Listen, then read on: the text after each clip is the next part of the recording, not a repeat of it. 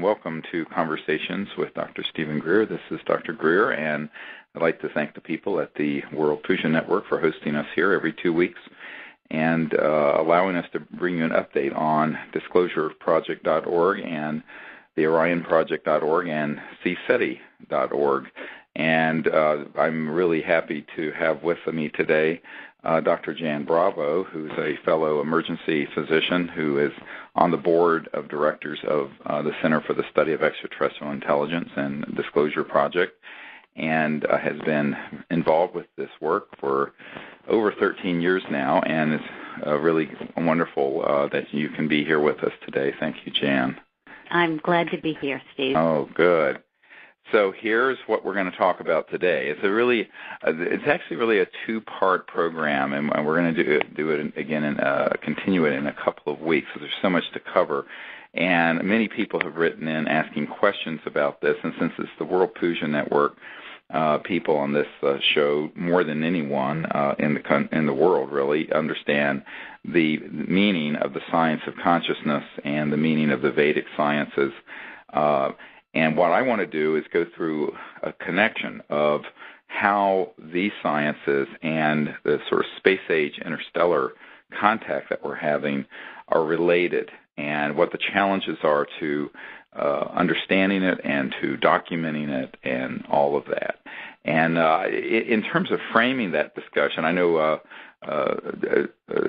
Dr. Bravo, you mentioned something to my wife today that I thought was interesting that I think would be great if you shared it with the audience, just to sort of give people a concept of the way science kind of works and doesn't work sometimes. Okay. Well, as I'm sure most of the audience is aware, the Nobel Peace Prizes for this year were announced over the last few days. And just yesterday, the Nobel Peace Prize in Chemistry was awarded to a Dr. Dan Shechtman. Now, Dr. Shechtman was doing research in the United States in the 80s, and he discovered a new chemical structure, and this is called quasi-crystals. Before he proposed his theory, researchers thought that it was impossible, that these didn't exist. And what it is, he found that atoms were arranged in a pattern that never repeated itself, and this appeared contrary to the laws of nature. Now, in 1984, when he came out with his theory, when he published his theory, none other than Linus Pauling, who won 2 Nobel Prizes, specifically said that this was quasi-science and could not happen. Right. This was printed. Well, needless to say, less than 30 years later, actually in 2009, this was absolutely confirmed. And now these quasi-crystals are used to make very strong materials. Whole new technologies are going to come from this. Whole new advancements, I should say, in technology are coming from this already. But the one more interesting thing was that Dr. Shechtman was working in the United States. He was kicked off his research team at the time because he put this out. So I think this just tells how staid science can be and scientists can be. So it's very timely that we're speaking about these transdimensional technologies because we know that this is happening, and as we will get into this hour. But this is a nice comment on the way science works or can work, that we know that there is so much more to be discovered. It's already there, and that's what we'll speak to today. Yeah, most of the barriers to this information is basically hubris and scientific arrogance and closed-mindedness. And that's one of the things I always point out to people, is that if we were to somehow teleport ourselves back to the time of Thomas Jefferson 200 years ago here, Dr. Bravo and I live very close to Monticello, which is Thomas Jefferson's home here near the University of Virginia. And if you were to show up at Monticello with an Apple iPhone or an iPad, it would be completely something impossible. You would be probably viewed as a warlock or a witch. If you were in Salem, Massachusetts, I suspect you'd be burned at the stake as a witch. Yeah. It would be considered something magical and otherworldly or fictitious. And that's just 200 years ago. So to put things in perspective, the evidence exists that this planet has been visited by advanced interstellar civilizations that have been around for thousands, if not millions of years, having interstellar travel capabilities. And if they can travel beyond the stars, it also means they can go beyond the speed of light. And this is the crux of the issue, is what exists beyond linear space-time in other dimensions that is resonating, phasing, fluxing in pulsed fashions that is beyond the speed of light or matter or electrons and goes beyond linear space-time as we know it. That's what we're talking about. Now, what's very interesting, and this is very apropos, a few months ago, a team of scientists, physicists in Japan, did some studies and experiments where it was announced in the media, the mainstream media, that it was absolutely proven that nothing can go faster than the speed of light. They proved it. It can't be done. The theories and the people's ideas that it might be able to be done were completely put to rest by this team of physicists and mainstream scientists, and this is all in the past few months. Then about a month ago or 2 months ago, it was on the BBC and Worldwide News that the CERN accelerator, the super collider, whatever they call it, accelerator in CERN in Geneva, Switzerland, had actually documented particles going faster than the speed of light. And that, in fact, there is that possibility, and not only is it a possibility, it's now a proven scientific certainty. And then, of course, you start dealing with the sort of scientists that Dr. Bravo and I have met with, one of whom is a senior scientist in the Department of Defense, who in the past year told us about experiments that they had done in their lab where they were using communication equipment, where the signals were able to drop out of sort of a linear transmission of electromagnetic signals and were actually being received faster than the accepted speed of light, which is 186,000 miles per second. In other words, the speed of light is every second something would be traveling 186,000 miles. So that's fast. But this was in their laboratory right there in the greater Washington area in a classified lab. And this is a man that we both know very well. So the point I'm making is that when you hear about what we're going to talk about next, and that is how CSETI, the Center for the Study of Extraterrestrial Intelligence, and you can see what we're doing at CSETI.org, has been having increasing and astonishing levels of contact.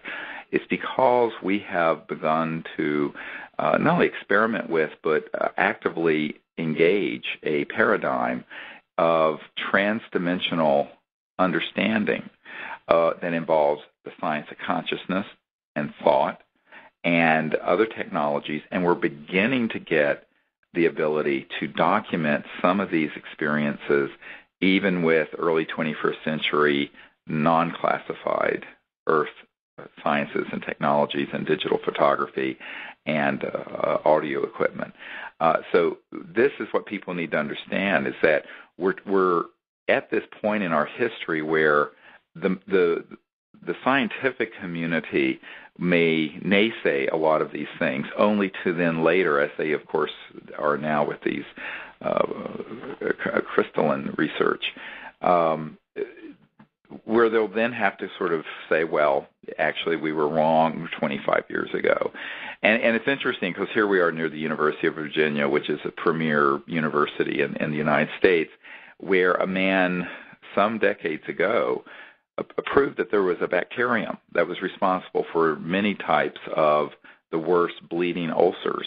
The medical doctor, and he actually got run out of the country and had to go to Australia because it flew in the face of the conventional wisdom of it just being too much acid in the stomach causing ulcers. And now, of course, it's malpractice if you don't actually test for this particular bacterium and treat it with a commonly available medicine, antibiotic. And yet, when he proposed this, it was such heresy that he was run out of town on a rail. And the scientific community is replete with these sort of examples where it really isn't about science. It's about whether or not people are open-minded and if they're willing to look at the facts and the evidence and the truth. And that's really one part of this. And this is really what we're doing, is really pushing and stretching the envelope of what is acceptable in the mainstream scientific community, and yet within the classified world, in both the aerospace industry and in various intelligence communities around the world that I've had meetings with, all of this information is accepted as the facts.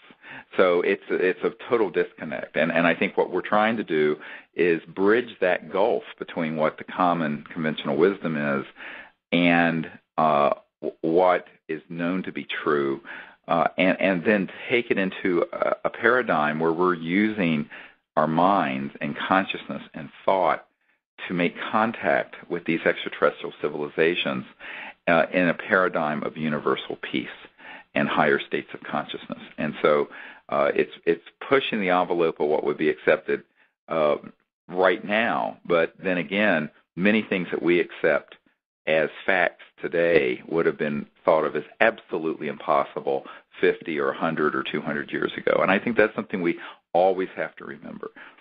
Agreed. And again, what we will do is we will present not only information but evidence, and other people can, the whole idea is for people to keep their minds open and go on the facts of what we have. So I think it's a very exciting time in this field, and I'm really glad to be a part of this, Steve. Oh, yeah. It's we're walking through history, no question about it. And each of these CSETI expeditions that have been happening over the last 2 or 3 years have been an exponential increase in contact and documentation of that contact, and but in ways that are not what you would expect. And it goes way beyond what you might see in a Steven Spielberg movie. Thank God. But the point is, we're getting this documentation. Now, one thing I want to point out is that everything that we have available to us in CSETI today that I would want to use, I'll comment in a moment what I mean by qualifying that comment a little bit, are based on electronics, cameras, video cameras, what have you, that were really based in electromagnetic theory of the late 1800s, even though the digital stuff is more advanced. Certainly the night vision technology, which was reverse engineered, by the way, from studying extraterrestrial technologies. They're more advanced, but they're still limited to this linear space-time dimension speed of light. What's interesting is that the new digital high-end cameras, and Emery Smith, who's been on our show before, has just gotten a 25 megapixel Nikon camera that's amazing. And what we're finding, and what the camera specialists have told us, is that those new cameras can pick up energy fields and light beyond what the human eye can see. Now, it's still obviously in this dimension if it's being photographed, but it's beyond what the human eye can perceive. And this, of course, makes sense, just like a microscope. If your eye looked at your skin, you're not going to see the actual down to the cellular level or the mitochondria or what have you, but you can see that under a very good microscope. Electron scanning microscopes give all kinds of information that you can never see with your eyes. So what we're finding is that as we go out and make contact, we're beginning to, even with this sort of very clumsy early 21st century technology, getting images and recording events that are both in sound and in light and image that was not possible 10 years ago or 5 years ago even. And this is actually quite exciting, and we're really on the cutting edge of pioneering and experimenting with how to document this level of contact, where you might have, for example, an extraterrestrial vehicle that is mostly invisible to the eye, but is literally you can see it shimmering, or an aspect of it scintillating in the field with you. And remote viewing through consciousness and using your mind, you can see the whole craft and everyone on it, but the human eyes are only seeing some flickering or some sparkling of light or scintillations of light. And then the camera will be pointed in that direction, and lo and behold, there's a golden disc hovering right above the floor of the desert. Now, I'm describing something that actually happened a couple months ago in Crestone, Colorado. It's an astonishing photograph. Right. And we are getting more and more and more of these. And what's interesting is that we will begin to experience something like this, and I will point out where I am remote viewing or sensing this sort of electromagnetic field disturbance in linear space-time. They'll take a photograph in that direction, and there'll be a disk or an object or an actual extraterrestrial being there hovering above the ground. And this sounds astonishing to people, and one of the things we want to do in the next year is to come out with an entirely new book and DVD that have all these images in them, because there's so many, dozens of them, hundreds of them actually, that have occurred in the last 2 years. 2 years ago we put out a book called Countdown to Transformation that has a DVD with it, which has many of these sort of images and experiences and auditory tones and what have you on it. However, in the 2 years since then, the volume of data that we're getting has doubled or tripled or quadrupled, probably quadrupled, really. Yeah. And yeah, that's absolutely. What's really exciting. Actually, as you say that, it's what's exciting about this is you mentioned that you will get a sense of where something is, and that is key. What it means is that we are using all our senses to not just our eyes to confirm something, but then we're getting photographic information as you described. We have for a long time, you have particularly for a long time, having started these protocols, will tell us that you'll see something somewhere. And before we had this capability, some people would sense it, some people would see it, some people wouldn't. But now we're actually getting photographs of what's there, and that's what's so exciting. It's available to all. Well, and the other thing to remember is that, of course, we've talked about this, but for those of you who are new to the show, the protocols that CSETI has developed are ones that involve three main techniques for making contact with extraterrestrial civilizations capable of reaching Earth and that are visiting Earth. And the first and most important one is in the science of consciousness, and that is the mind of each individual person is actually connected to the wholeness of unbounded universal consciousness of infinite mind. And as Erwin Schrödinger said back in, I believe, 1908, when he was the father of modern quantum mechanics and actually started particle wave theory, Erwin Schrödinger said that the total number of minds in the universe is one. That is, it is a singularity. And everyone who's had these meditative experiences where they've gone into the quiet state of mind and had either a brief or prolonged experience of samadhi or transcendence knows that there's this infinite ocean of pure mind that is completely in its fullness present everywhere, omnipresent. And that means every individual's consciousness, even though we tend to attach it firmly to our egos and our bodies and our sense of identity, the mind stuff, the awareness itself, is in fact a universal pure field of consciousness and mind.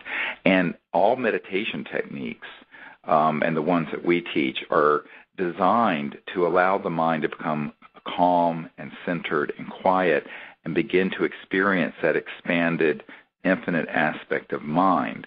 And there's a very advanced mantra that I teach to people that assist in this meditation. And then we do a number of other meditation techniques. And these are all available at disclosureproject.org at the online store for people to get in various CDs.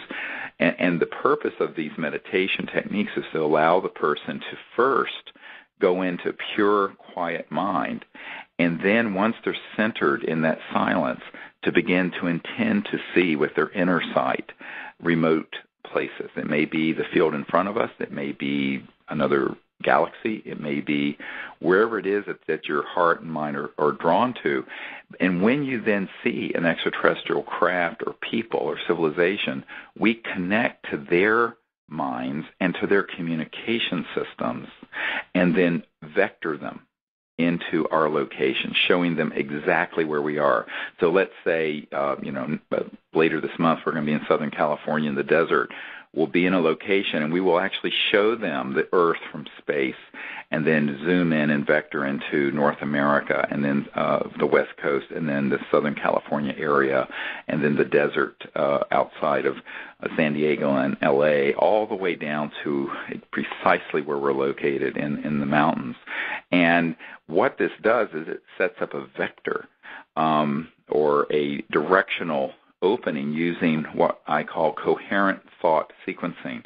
And what this means is that the whole group, you have, say, 25 people there, everyone is doing this meditation together and from this expanded higher state of consciousness. And the extraterrestrial civilizations that are interstellar all have electronics and communication devices that interface with this kind of clear, intended, directed thought when it's emanating from this expanded field of universal consciousness, which is really the universal translator and the universal field. And what happens then is that once we make contact like that, I will feel it. Sometimes I'll actually have an electromagnetic field that will light up around my body, and people will see it, and I will feel it. And we'll have detectors around us, electromagnetic field detectors, magnetometers that measure the magnetic field flux, and these will begin to light up and make sounds. And even though we're in a remote area where there's no man-made source for this, and then we'll have an object fly across the sky, or we'll have something come down in the field very quickly. It may just be something that looks like an orb, but several people will see it. And it'll be there dematerialized because they're being very careful not to draw too much attention, lest the military shoot them, because that's what they're doing. And, however, they'll be there in this transdimensional energy form that you can see scintillating out in the field or above us or behind us or wherever it may be, or in the middle of our circle, actually. And then we'll begin to take images of this with these new digital cameras, and it's astonishing what we're getting. Now, the key thing to understand about this protocol that uses the Vedic concepts of cosmic mind and meditation and mantras is that this is very ancient. Native peoples from all over the world for thousands of years have done some version of this. And the reason it's always worked is because the interstellar civilizations totally understand non-local mind, expanded higher states of consciousness. They cannot travel through these dimensions faster than the speed of light without understanding the astral body, the body of light, the science of consciousness. But moreover, their technologies have evolved to where they reflect that state of consciousness and understanding of reality, so that you'll actually see. I remember talking years ago in the early 90s to a senior aerospace scientist, a PhD scientist with McDonnell Douglas, which is now part of Boeing, Phantom Works. And he said, how do you know all of this? I said, well, I had contact when I was, 18, and this was made very, very clear to me that they have this capability. And he said, well, we have studied this, and old man McDonald himself sent me out to investigate this, and we discovered that there's this nexus where these transdimensional sciences and electromagnetism and consciousness and thought come together, and that they had documented many cases where people would have an encounter with an extraterrestrial being or craft, and they will simply think to it, and there will be a response based on the thought. They won't even have to say anything verbally. And he says you absolutely are correct that there is an interface that they have developed with thought and consciousness from their technologies. And I remember back in the 90s when I briefed the CIA director and his wife about this whole issue, and this was Clinton's first CIA director, and his wife was the head of the National Academy of Sciences. chief operating officer, I should say, of the National Academy of Sciences, and we were having dinner. And while we were eating, this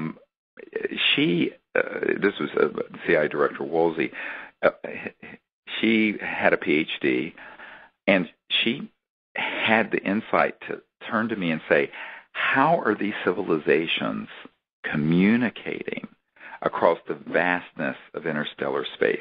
Because she was smart enough to know that at the speed of light, if you were from the Andromeda Galaxy, which is 2.5 million light years from here, and that's the closest galaxy to our Milky Way galaxy, that it would take 2.5 million years for a signal to get there and another 2.5 million years for an answer to come back. It's 5 million years. And obviously, that's just too damn slow. It ain't going to happen. So she knew that it had to involve something. And so it was an interesting experience for me because I'm working full-time as an emergency doctor. I'm there to give a briefing to these very high officials in Washington, one of whom was, a cabinet member of the Clinton administration and CIA director. And I'm going, oh, my God, do I tell this woman the truth and lose all my credibility? Or do I tell her a half-truth that sounds kind of scientific and maintain my credibility? I mean, really. And this is what you get forced with many times with sort of the hidebound scientific community. But I said, no, I am going to tell her the truth. If she's smart enough to answer that question, I'm going to tell her the unvarnished truth. And I told her what I just shared with all of you, and that is they have technologies that interface with coherent, directed thought, and that they can sync to their devices, and like you would to your iPhone, and think to their console of their spacecraft, and that will direct it to appear where it goes. And it's total interface with technology and consciousness. And I explained this to her, and she looked at me and she said, this is Dr. Woolsey, the Chief Operating Officer of the National Academy of Sciences, and she looks at me and she says, I thought it had to be something like that. I just about fell out of my chair. That's a great story. It reminds me of something. I'm going to get a new iPhone, and the new voice recognition technology is so much better, apparently, than what it's been. And if you think about it, if someone had told you, 60 years ago, even 40 years ago, that you can speak to your phone and it'll do things, dial a number for you in this, you would have said, well, yeah, sure, right. Show me. Well, we can do it now. This is just another step along the spectrum to where we're going, and that's what's so exciting about it. What you say, even if someone hasn't experienced it, should just make sense. We're just moving along a spectrum of advancement and technological advancement. And what's interesting is everything old is new again, because the science of consciousness and the understanding of how this holographic quantum universe that's awake and conscious, and how that can be interfaced with technologically and through scientific means, is really the big sciences of the next 1,000 years. And when we talk about free energy and anti-gravity, these were all things that were figured out in the early 1900s, the mid-1900s. So by 1958, we already had anti-gravity propulsion systems at Lockheed Skunk Works and Lockheed Martin. We had advanced technologies that would pull energy out of the fabric of space-time that would run your house and car for free. And what you see when you talk about this with the average person is that we're about 100 years, I hate to use the word retarded, but our civilization is about 100 years retarded from what it should know about all of these things, never mind the science of consciousness and these advanced technological systems that interface with mind and coherent thought. And one of the things I mention to people is that, a laser, many people don't know what a laser is.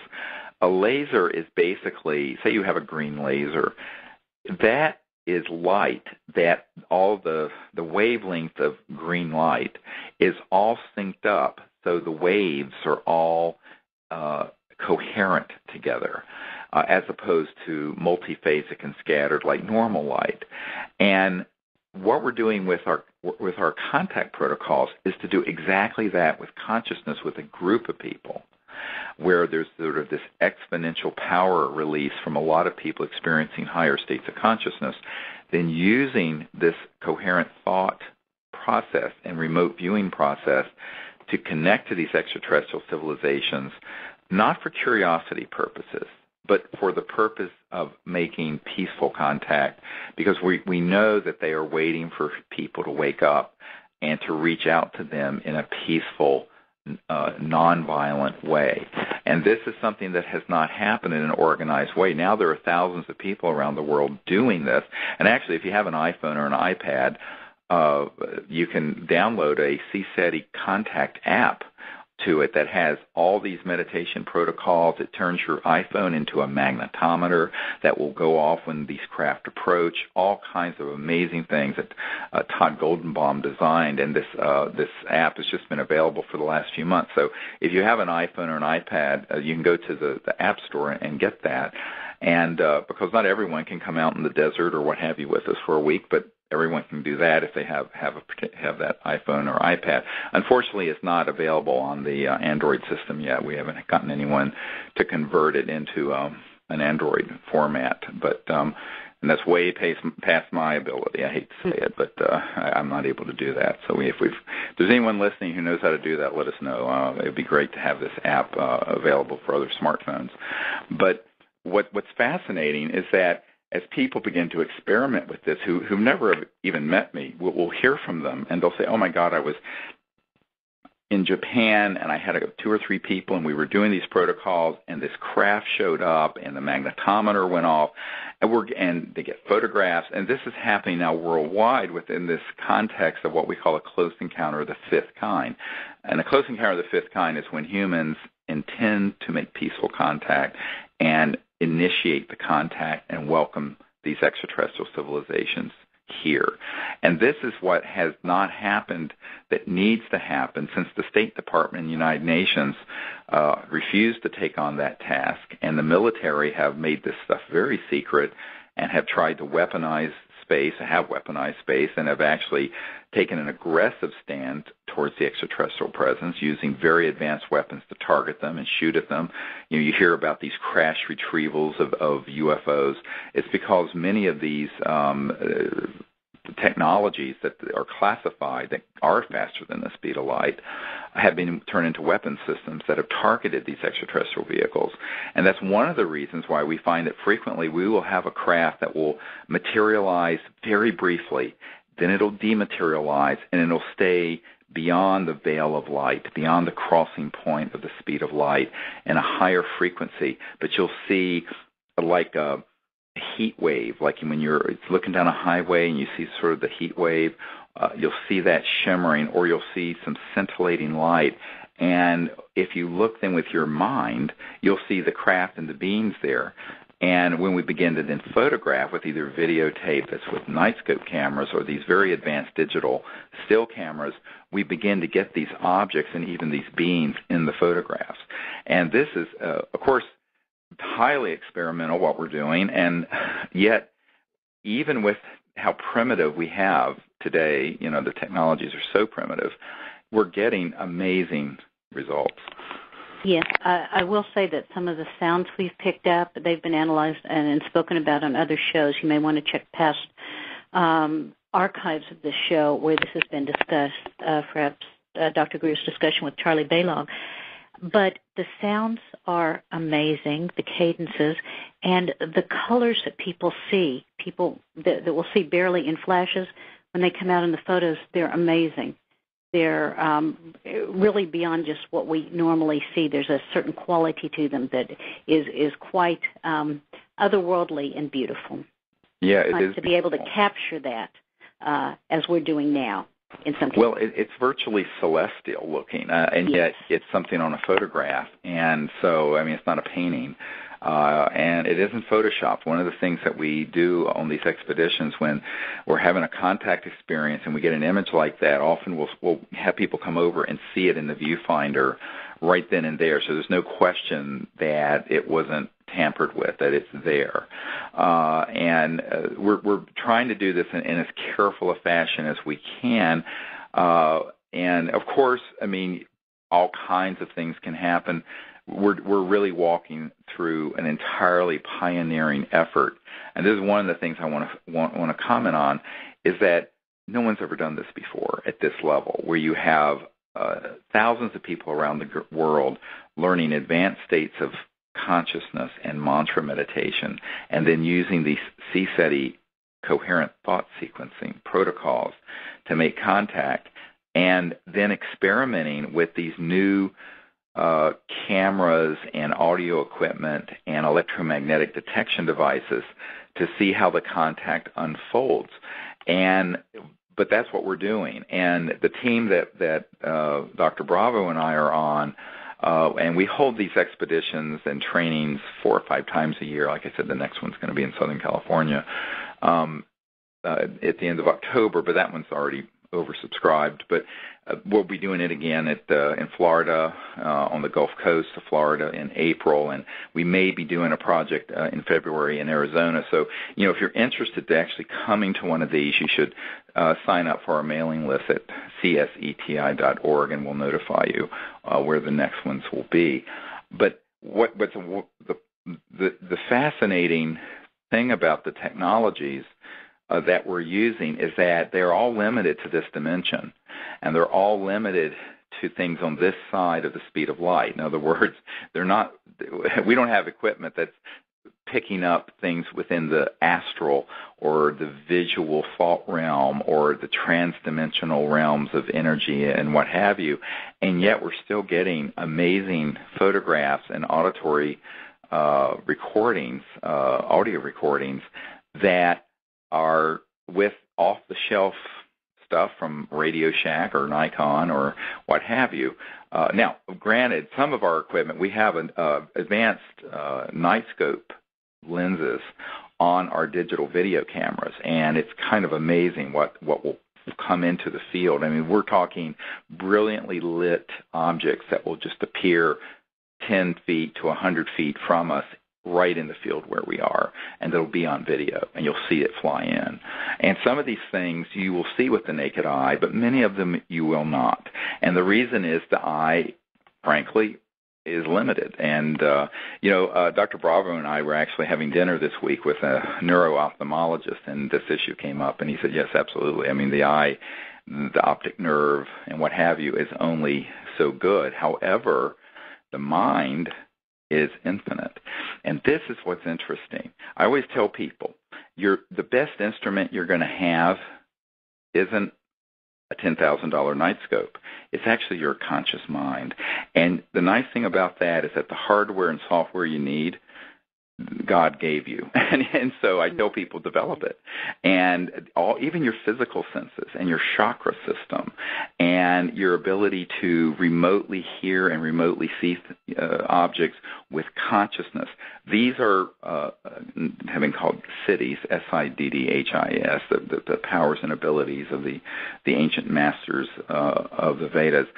But every human has the ability to develop them, whether it's intuition, precognition, remote viewing, and what has been called in the Vedic tradition celestial perception, where even you begin to see with your mind things that are beyond the speed of light and out of this dimension, but that your physical eyes become more and more refined, and your physical hearing and your even your bioelectric system of your body become a refined instrument as you experience higher states of consciousness and this state of transdimensional reality.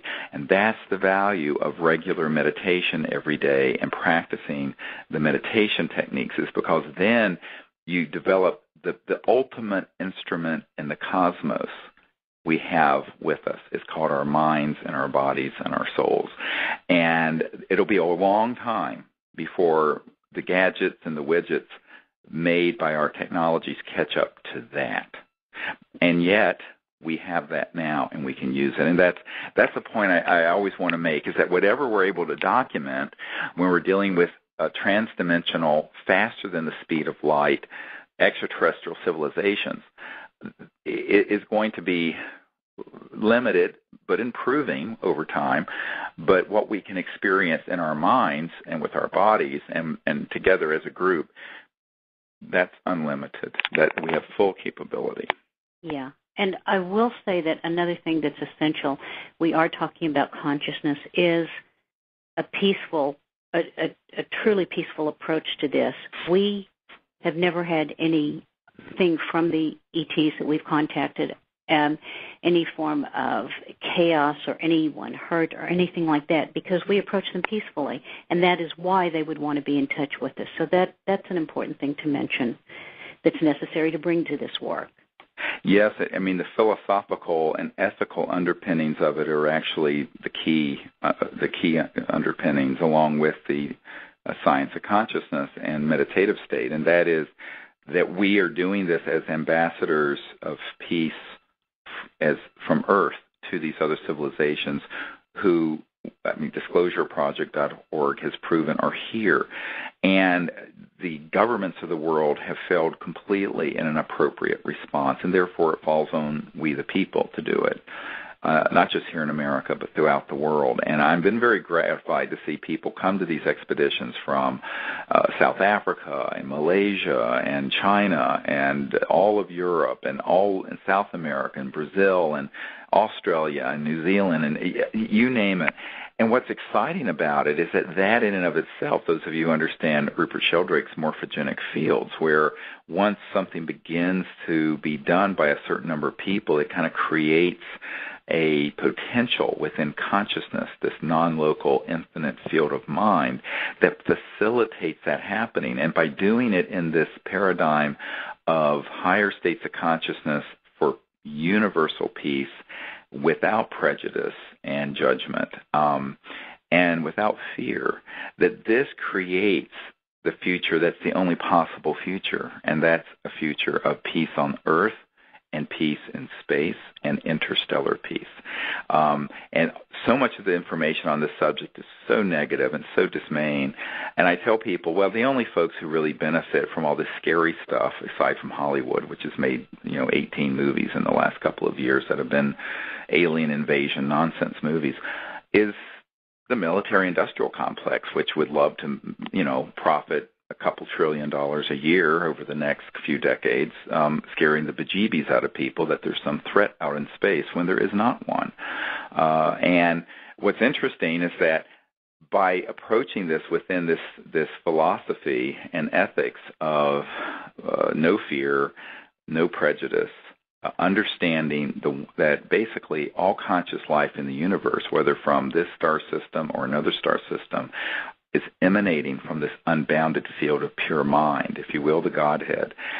That supreme aspect of life and light and consciousness is really what the universe is about. And you can understand that by experiencing it first and then putting it into practice. And then when you put it into practice, what you find is, wow, these extraterrestrial civilizations are eager to make contact with humans who get this. Now, interestingly, the inverse is also true, and Dr. Bravo and I have seen this, that if there's someone who approaches this with prejudice and fear, and maybe they've read too many UFO books or New Age books about abductions or other stuff, what happens is that those people, whenever they're around, there's no extraterrestrial people or vehicles seen. And as soon as they leave, they come. And I have seen this for 21 years on these expeditions. It's very interesting. It's like they do not want to deal with humans that are still locked in the paradigm of otherness and us versus them and this sort of Manichaean worldview of, it's humans against the world and war of the worlds and all this stuff. They know that sort of belongs to the last yuga, the last era, and that's what's changing. We're in a whole new age of the hallmark of which is enlightenment and universal peace, not sort of recreating the conflicts that various tribes and ethnicities and religions and races and peoples have had on Earth, and then extrapolating that out into space. Now, of course, there are people, both religious and financial and military, industrial type folks, who would like for that to be the case because it maintains the hegemony and the power they have, but it's completely an illusion. I mean, it's the ultimate Truman Show. And so what I say to people is that, free your mind from that and approach these civilizations with a pure heart, a pure mind, and you're going to find that except for the boogeymen that we create in our own minds, there's nothing to be afraid of out there. And so that going with that kind of innocent and pure-hearted framework is really, really key, because if you bring a lot of the baggage that we have been indoctrinated with, because let's face it, all of us have seen movies and read books and heard stories that would tend to make people afraid. That's, fear is the mind killer, but it's the spirit killer also. It's very hard to be in this state of equanimity and spiritual centeredness if you've got your limbic system on overdrive in the fight or flight response because you're afraid. So you have to be in a state of higher consciousness where you go beyond all that propaganda and mind control fear stuff, where you can be in a state of relaxed, peaceful awareness, and then everything is possible. Everything is possible once you know a few basic techniques and know what to look for. And this is the other thing that people benefit from actually coming on the expeditions, is that people will be out there and they will see something. They say, I don't know if I saw, what did I see? And then three or four other people will see it. And then, lo and behold, it might be on the videotape. But it might be very subtle or very quick, but it's 10 feet outside our circle or inside the circle, where there will be a being that will be moving around the circle that will be in its light body form. And it's not a ghost or something. It's an extraterrestrial being, and the electronics are all going off and sounding, and the magnetometer is beeping. And yet you take a digital photograph, and here's this energy form there right in the circle, or right superimposed on someone or within someone.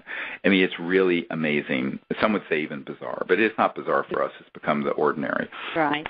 Actually, what's fun, and this has been repeated over and over again on trainings, someone will mention something, and then someone else in the circle will say, oh, my God, I saw it, and they wouldn't have said anything if someone else hadn't pointed it out. And it's really fun and wonderful for people to have those experiences because someone confirms their experience, and they, whereas they were questioning, they get the confirmation on site, and that's a really fun experience. Yeah, and the other thing to understand is that the most common way historically that people have had contact with these interstellar civilizations, I call them TDIS, transdimensional interstellar, meaning that they're capable of going from star system to star system faster than the speed of light. If you go faster than the speed of light, you're in another dimension. What's interesting is that probably everyone listening at some point has had what's called a lucid flying dream, where you're in the dream and you're flying over the countryside or over a city, and it's just crystal clear, full color. Well, that is actually your body of light traveling. It's like an astral travel experience. And almost every human on Earth has had this experience. Interestingly, that form, that dimension that the subtle energy body is in, what the mystics have called the astral field of energy, is exactly the form that anything approaches when it goes beyond the speed of light and it's conscious. And so, by the way, that's why that area of so-called Area 51 was called Dreamland, because when you use these technologies, you experience things like you're in a lucid dream or a flying dream.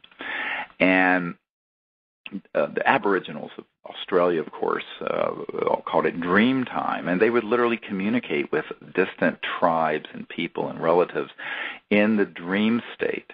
And I tell people that this is the other thing that we train people in, and that is becoming mindful and practicing lucid dreaming. And many times we'll be out, from like 8 o'clock to 1 or 2 in the morning doing these protocols under the stars. And then I instruct people to do a little protocol before they go to sleep and keep a dream journal, and people will have contact in their rooms in this state. And why?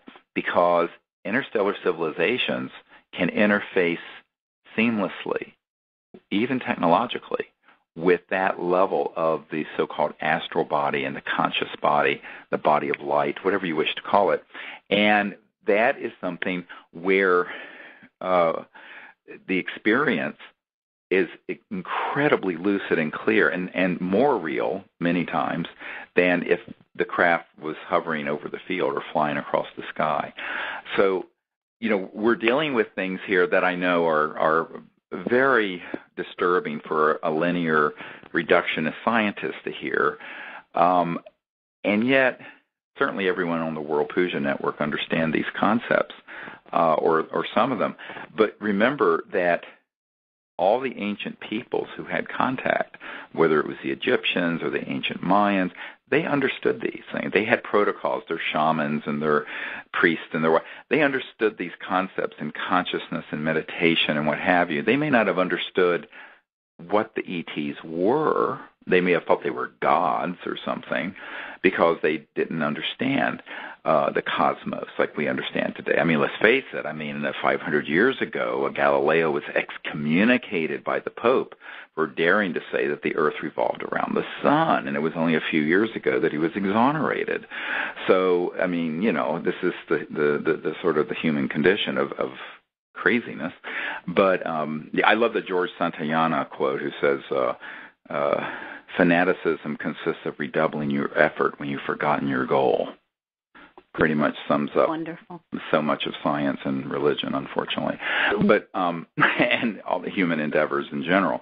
But when you put the fanaticism aside and you begin to realize that this is something that's been going on for millennia, but what's wonderful about now is that we are understanding the science of it, and we are beginning to have folks like Rupert Sheldrake and Larry Dossey, another medical doctor who wrote Recovering the Soul, and other people do work with the biology of belief and these sort of things that really document the conscious aspect of reality, even in mechanical systems, biological systems. And years ago, Dr. Bob John at Princeton, he had the PEER lab, the Princeton Engineering Anomalies Research Lab, and I spoke with him years ago, and he said, basically what he was doing, for those of you who aren't familiar with Dr. John's work, he was actually seeing how people, their conscious mind and thought would affect a random number generator or a robotic system or a mechanical system. And, of course, it shouldn't happen according to conventional understanding of science and reality, but it did. And if you had one person putting their awareness on a mechanical device, it would have a certain effect. But if you had two people that were unified or loved each other, it wasn't twice as the effect. It was 10 times. It was an exponential effect. So imagine when we gather together, with a couple dozen people out in the desert, and we're in this state of awareness together, the potentiation in the field, the unbounded mind that happens, and the sort of morphogenic field activation that happens. And Dr. John said to me, he says, well, basically you're applying through contact with these extraterrestrial civilizations what I've demonstrated is possible in the lab. I said, that's correct. And, he was really very interested and supportive of what we were doing. And I said, well, and you add on to it the level that we're actually doing this as a diplomatic mission, an ambassador team, because let's face it, President Obama and President Sarkozy and Medvedev of Russia and the UN Secretary General, they are not doing this yet. And maybe it's just as well. Maybe it's more appropriate that the people who understand these sciences of consciousness at the World Puja Network would be doing it. And it's to us, the people, to lead the way. Right. And it is available to all. We can't say it enough. You can develop these skills if you wish. Yeah, one of the misconceptions is that you have to kind of lay on a bed of nails for 30 years and then emerged from the cave having had these abilities. And I tell people that every human being at some point has had a transcendent experience, a remote view experience, a precognition, a lucid dream of the future that then happens. And if you just look at the reality of your own conscious mind and be quiet for a while and learn to meditate, become silent, these realities open up very quickly.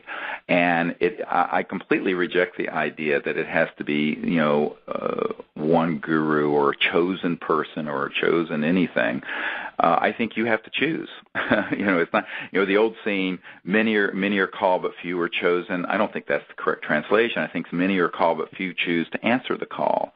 And I remember Paramahansa Yogananda wrote that it's mostly out of spiritual lassitude, laziness, and lack of adventuresomeness that people don't develop all these awesome abilities that every human being has. And so you just have to study them, learn them.